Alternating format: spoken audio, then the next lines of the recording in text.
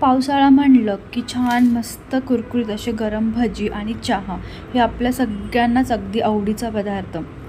पण अगदी गाड्यावर मिळतात तसे भजी घरच्या घरी कसे करायचे ते आपण आज ह्या व्हिडिओमध्ये बघणार आहोत. बरेच वेळा आपण भजी तर बनवतो पण अगदी त्यांच्यासारखी चव आपल्या भजींना येत नाही. त्यासाठी आज आम्ही एक वेगळा मसाला टाकणार आहोत भजींमध्ये, ज्यामुळं अगदी छान गाड्यावर मिळतात तशी चव ह्या भजींना येते.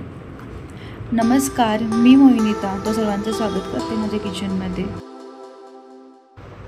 बटाट्याची भाजी करण्यासाठी तर मी सगळ्यात पहिलं बाउल घेऊन त्यामध्ये 1.5 कप असं बेसन घेते आणि वजनी म्हणाल तर 200 ग्रॅम असं इथं बेसन मी वापरलेलं आहे.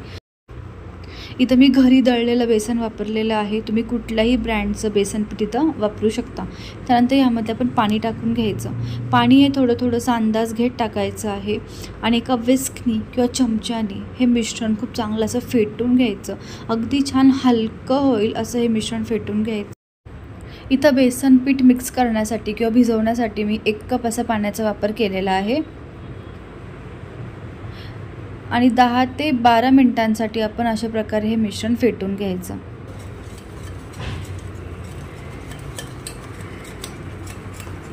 तुम्ही ते बघू शकता, हलकासा रंग बदलत चाललेला आहे. एकदम छान असं हे हलकं मिश्रण तयार झालेलं आहे.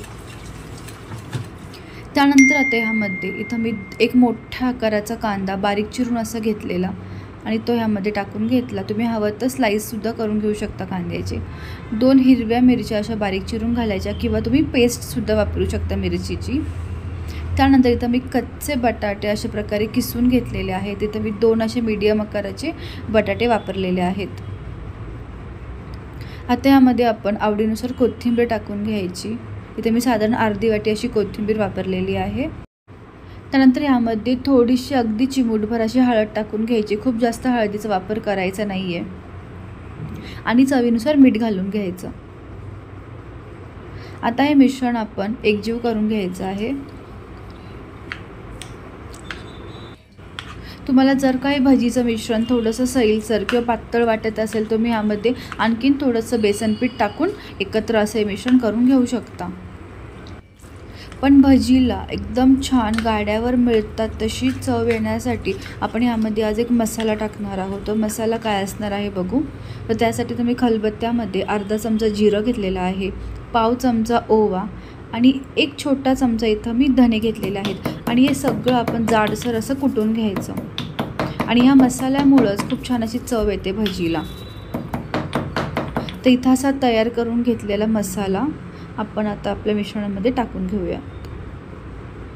परत एकदा मिश्रण खूप चांगलं असं फेटून घ्यायचं आहे.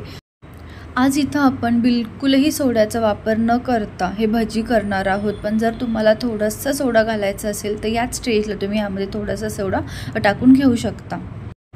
तर इथं असं हे भजीसाठीचं मिश्रण आपलं तयार झालेलं आहे. आता आपण याची भजी बनवायला घेऊ. तर भजी करण्यासाठी इथं मी सगळ्यात पहिलं कढईमध्ये तेल गरम करून घेतलं आणि त्यानंतर यामध्ये चमच्याने अशा प्रकारे भजी मी सोडून घेते आहे. तुम्ही हवं तर हाताने सुद्धा ही भजी बनवून घेऊ शकता. इथं गॅसची फ्लेम मीडियम ते लोवर ठेवायची आहे. खूप जास्त बारीक गॅसवर जर तुम्ही भजी तळून घेते तर खूप जास्त तेल पितील आणि तेलकट असे भजी तयार होतील. भजी तळत असताना एक सगळ्यात महत्त्वाची टिप म्हणजे तेल हे छान कडकडीत गरम केलेलं हवं. जर का थंड तेल वापरलं तर खूप जास्त भजी तेल पितील आणि एकदम तेलकट असे भजी आपले तयार होतील. आणि आता हे भजी आपण सगळ्या बाजूंनी छान त्याला सोनेरी असा रंग येईपर्यंत तळून घ्यायचे. नेहमी आपल्याला तेच कांदा भजी खाऊन कंटाळा येतो, त्यावेळेस तुम्ही अशी बटाट्याची गोलभजी करून खाऊ शकता. बऱ्याच लोकांना सोडा किंवा इनो घातलेले भजी खाल्ल्याच्या नंतर त्रास होतो ॲसिडिटीचा. त्यांनी असे हे बिलकुलही सोडा न घातलेले भजी करून खाऊ शकता. पण तितकेच मस्त कुरकुरीत हलके आणि जाळीदार असे हे भजीसुद्धा तयार होतात. अगदी मस्त असा सोनेरी रंग येईपर्यंत हे भजी आपण तळून घ्यायचे आहेत. आणि आता हे तळून घेतलेले भजी आपण एका चाळणीवरती काढून घ्यायचे आहेत. तुम्ही हवं तर टिश्यू पेपरचा सुद्धा वापर इथं करू शकता. तुम्ही तर भजीचा आवाज ऐकला असेल, किती मस्त कुरकुरीत असा आवाज येतो आहे भजीचा. आणि अगदी याच पद्धतीने आपण बाकी सगळे भजीसुद्धा तळून घेऊयात. कांदा भजी सारखेच हे बटाट्याची भजीसुद्धा कुरकुरीत असे तयार होतात. आणि इथं आज मी बिलकुल तांदळाचं किंवा दुसरं कुठलंही पिठाचा वापर केलेला नाही आहे. आणि जर तुम्हाला आजची ही रेसिपी आवडली असेल तर नक्की करून पहा. व्हिडिओ आजचा आवडला असेल तर लाईक करून घ्या व्हिडिओला. पुन्हा भेटू आणखीन एका अशाच नवीन रेसिपीसह. तोपर्यंत मस्त खा आणि खुश राहा. थँक्यू.